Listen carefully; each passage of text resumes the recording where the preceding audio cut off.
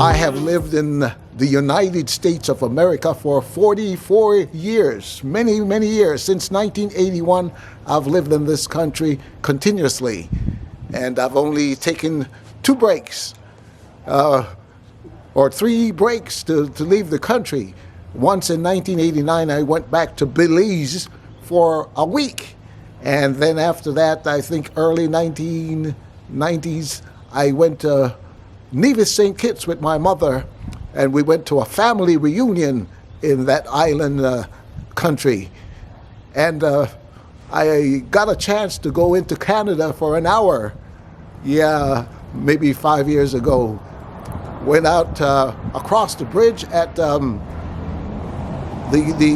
Niagara Falls. Just walked over, breathed the Canadian air, and looked in the gift shops, walked on the streets, and came back to the United States of America. And in all that time, I've never heard of a comedian called Katt Williams. Never heard of him until last week, when he created some great controversy on the internet, exposing fraud and plagiarism, or accusing other comedians of resorting to that activity to steal his jokes. And well, it's a big deal. And because of that, I found out that there are prominent comedians in America, a lot of them that I have never heard of. You know, in 1981, I was introduced to, some people say that he's the greatest comedian, black African-American comedian of all time, Richard Pryor. And oh boy, I was shocked to hear the use of the N-word everywhere in his jokes, and I couldn't consume it because there are 3 reasons. I think I can summarize it to 3 reasons why I have not been able to consume black African-American comedy. And number 1 is the prolific use of the N-word. When, I don't use the N-word in my life, I have no one that speaks to me using the N-word, and I don't use it. I don't talk to anybody in my circle. And the only time it has been used is when people have used it in a racist way, addressing me in an angry fashion. And so it is not a word that I am comfortable hearing, and I don't seek it out. And if it's in comedy, if it's in movies, and if it is used gratuitously, I have to leave it alone. And the second reason I haven't consumed black American comedy is if it's profanity-laced, I have to stay away from it. Yes, I have been exposed to profanity. I was working as a young man in the ship docks in the Port Authority in Belize, and the men on the docks, they make it into poetry. They use profanity gloriously. It's a wonderful thing that comes out of their mouth. That's a verse.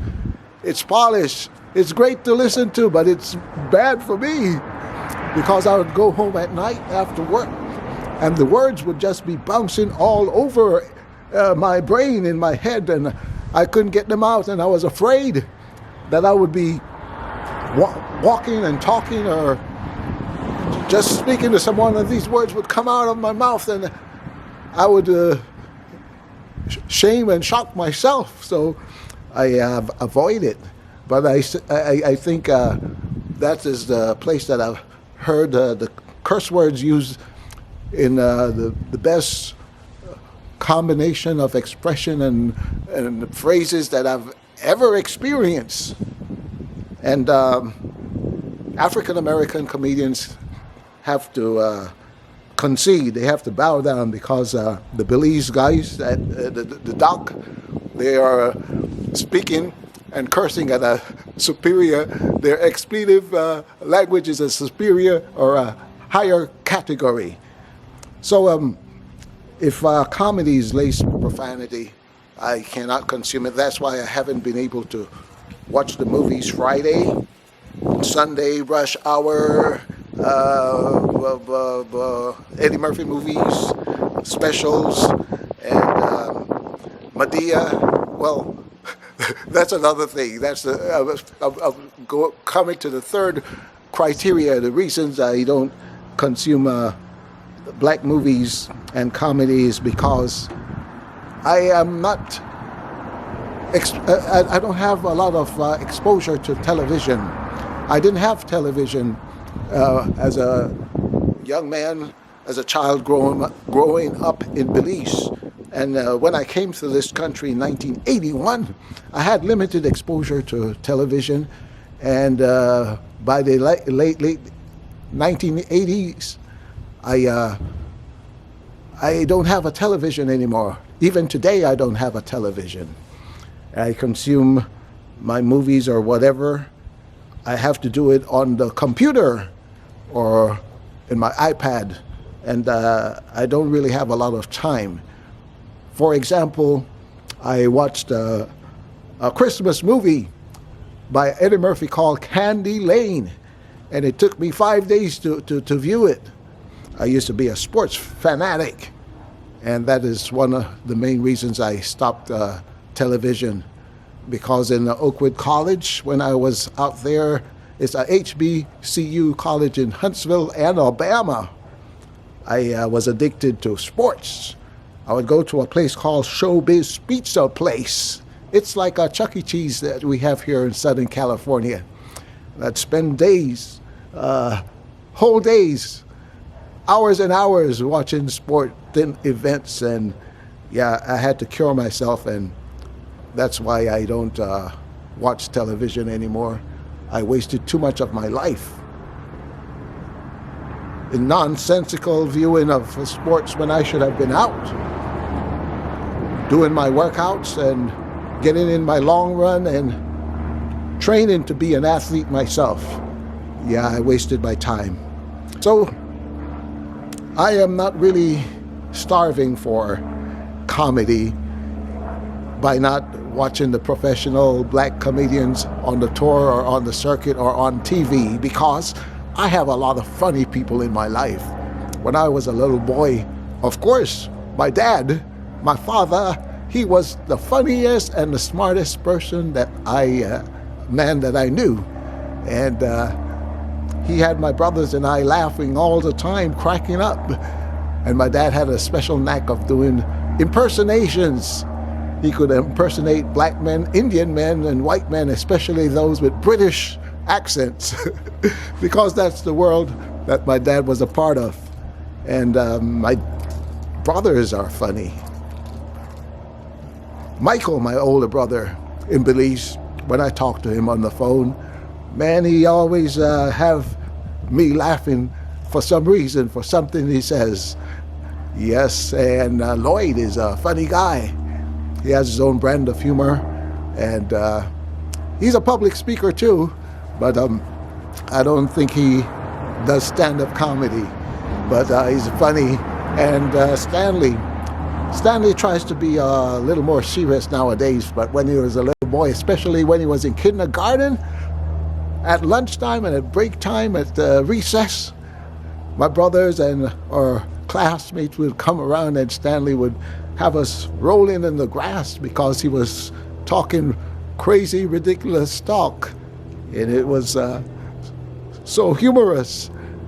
My Aunt Marcia, she's 15 years younger than I am. She's a funny lady. Her storytelling is impeccable. She could go for hours.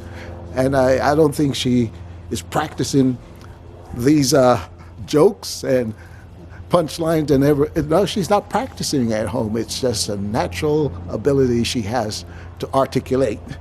And my brother has a friend, Coughley, and Coughley, he's at the top of the charts in my mind. His comedy is a superior quality, and Coughley does it without, it's not intentional, just who he is.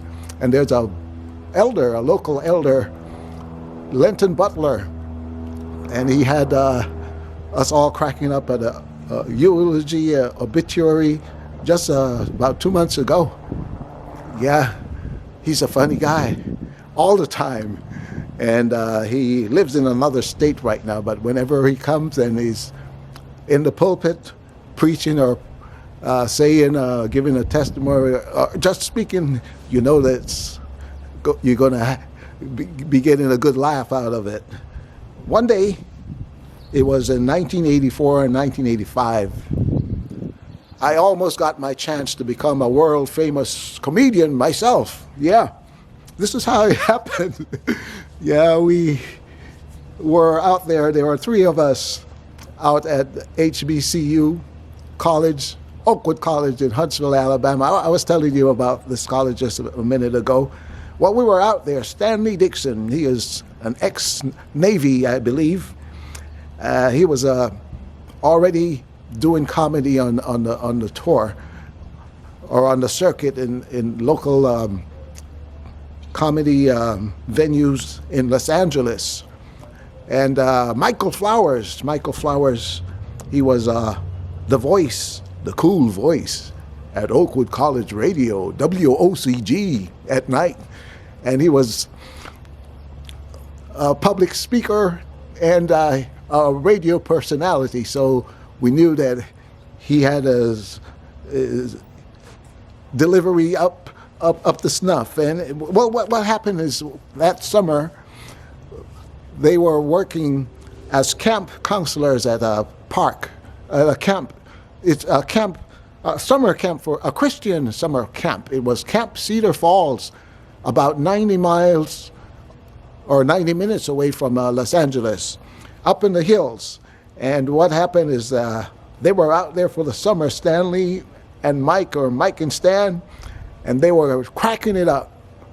They were telling jokes, they were entertaining the kids, and it was a hit. I mean, they didn't have it wasn't like they were doing it as a team. I think they were out there doing their individual routine.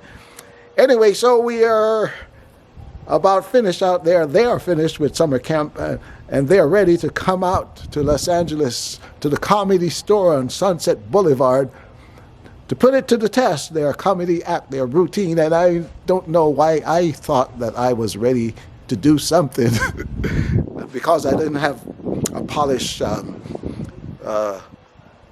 routine or an act ready to go. But I guess people told me I was funny, and I figured that I could get up and say anything and, make a great presentation. Yep, all three of us, we're going to sign up. And I had done modified versions of the I Have a Dream speech by Dr. Martin Luther King in public. I had done a lot of preaching as I was preparing to be a minister, even as a younger boy, teenager. So speaking in public wouldn't be a surprise or something that I would be afraid of. So here we went. Yeah, we went to the Comedy Store, but it was a rough night when we got there. I think we did sign up. Of course, we signed up to put our names on the list. I think it was open mic night or amateur night, something like that. And what happened is that it really was a rough crowd. A lot of raunchy and vulgar jokes and the use of the N-word. And in the end, the three of us, I think we got our free drinks, the drinks, non-alcoholic for us, of course, but we bailed out. We did not stay. We did not get up and perform. We didn't do our routine, and I missed my chance of becoming a world-famous comedian. That was my opportunity, and I don't know. Can old men like me still become comedians today? It's possible. But not plausible. So I do have to apologize for not consuming the sitcoms, The Cosby Show, Fresh Prince of Bel-Air, Blackish, and I haven't seen any of them. And I know someone will try to take my black card, my identity card away, because I'm not supporting or representing or consuming or have knowledge of these great shows. Stanford and Sons, no, I haven't seen it. And I think I saw a few episodes of that, man, because we're moving on up to the side, to the great apartment in the sky. I think it's called The Jeffersons. Yeah, but by and large, I haven't been able to consume sitcom comedy. Yeah, not just black comedy, but white comedy. The Office, I haven't seen. Seinfeld, never seen an episode. Friends, never. So I don't get a chance to do that. Don't have the time. So I only wish that the black comedians would get along and not fight each other and issue threats of violence and mayhem, bad vibes and karma against each other. I certainly wish the comedians would get along, laugh about it, make peace, but that probably won't happen.